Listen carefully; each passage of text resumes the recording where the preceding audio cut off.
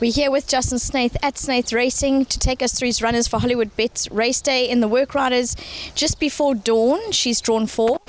Yes, she's been very disappointing at home. She's had quite a few viral sort of infections and things like that has just completely delayed her career.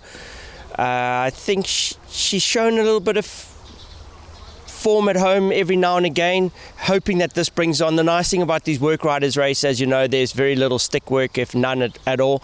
It's a lovely race to bring a horse out and bring them on. So that's pretty much what I'm doing here. It is a strong field and could maybe be the surprise package. My riders are very strong, but in this race I see all the big boys are out, so it could be quite interesting. As in Kerr? Doing very well at home, very close to winning. I do think with this rider on, he would have a big chance. This is the rider that won the last Work Riders race, and he rode beautifully. So that definitely gives you a little bit of confidence going into this race. But there are quite a few trainers that have put in some nice horses here. Gone are the days of a weak Work Riders race. This is possibly one of the strongest that I've ever seen. Race 2, it's the first with the big juvenile races. You've got Richard on Witblitz.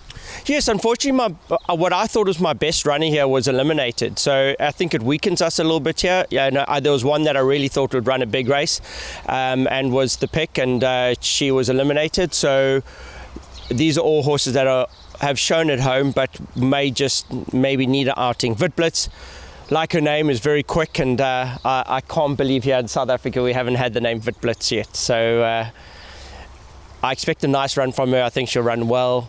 And just hoping for a good positive run. Mag Malicious? No, she gives us a handful. She's quite a hot type of filly, but speedy, and maybe a small upset chance, but as I said, could be a little upset, but I would be surprised. Golden Pacific?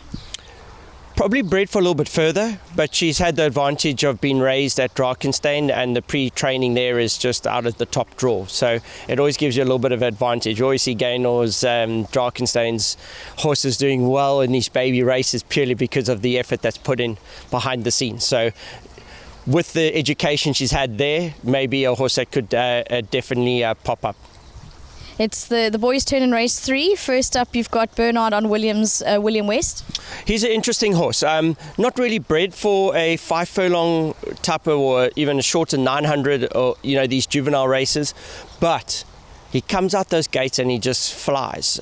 There's no brakes, so it'll be interesting to see where he ends up. So probably what I would say is probably the upset potential. He shows it all at home, but I'm worried when he gets pressed if there actually is power there or not. We'll only see on Saturday. Justin, you've got Richard on Speeding Bullet. Yes, very good first run. Those horses were very strong. So the winner and the second horse, the winner obviously we decided to save him for a big race day.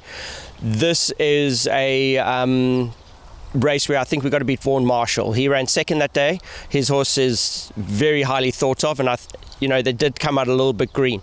I do think Speeding Bullet will make improvements. He's very strong, but he's a horse that's heading towards gelding. He looks like Water Winter already at 2.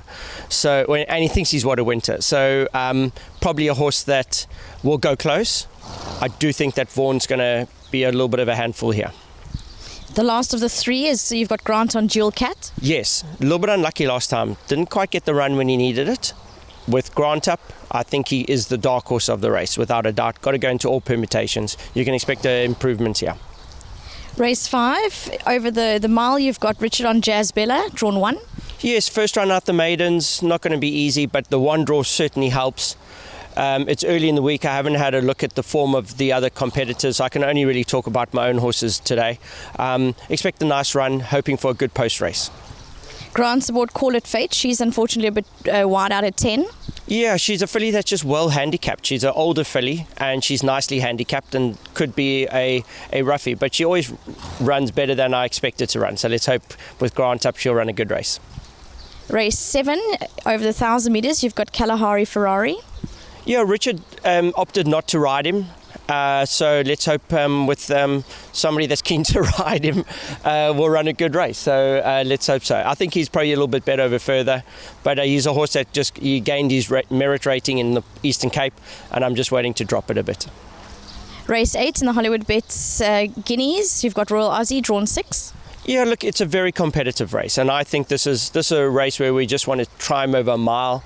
He's a horse that does qualify for the Gold Rush race, and would be a big runner there. I think he's got his work cut out here. There's, I would say, 3 horses here that really, really stand out for me, and I think they're going to be very hard for anybody to beat. So I just hope that we come through the race nicely. Race 9, it's the Richmond Highlands Peninsula over the 1800. You've got Pierre Stratum on number 2 Nexus, or drawn to number 2 Nexus. Yes, put up a really good gallop. I'm quite surprised. I took him down to the Eastern Cape. He had a bit of fun there after the Natal season. He had a nice break there. He's come out. He is a type horse who could run fresh. Between him and Pierre, there's quite a lot of miles, so hopefully experience counts here. What chance to give Warrior? Could possibly be my pick of my bunch, just because I think this is the perfect type of race for him, perfect draw. And he's just really, really in a good space at the moment. As I said, probably could be, if things go his way, he will be fighting out the finish. You've got Richard on Somerset Mayhem, drawn 10. Yeah, Richard chose him. I'm not as convinced, but Richard wouldn't have chosen him without a good reason. He's in good form. He's consistently running at a high level, and we just hope for a good run from him. The last of the runners, One Way Traffic, drawn a bit wide in 14.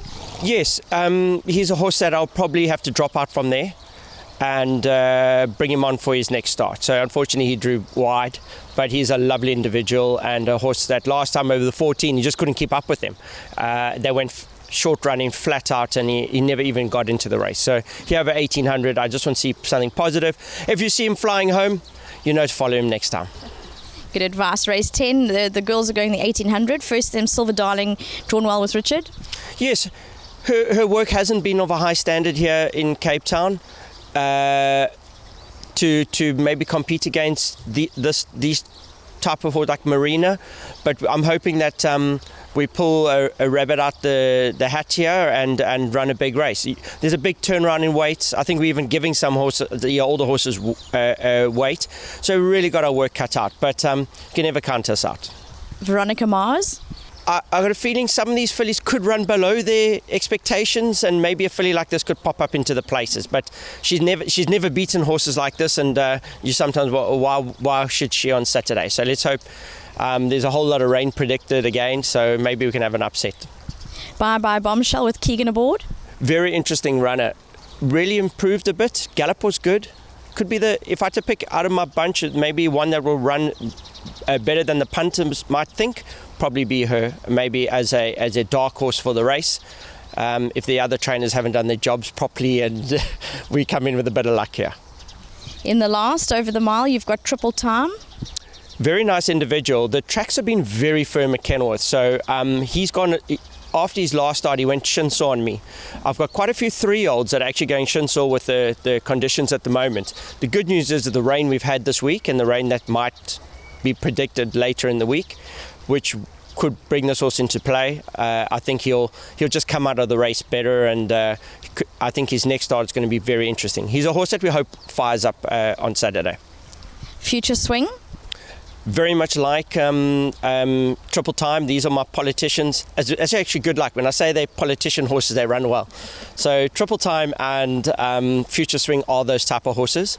They are the ones that are going to go through the divisions. They are nice types.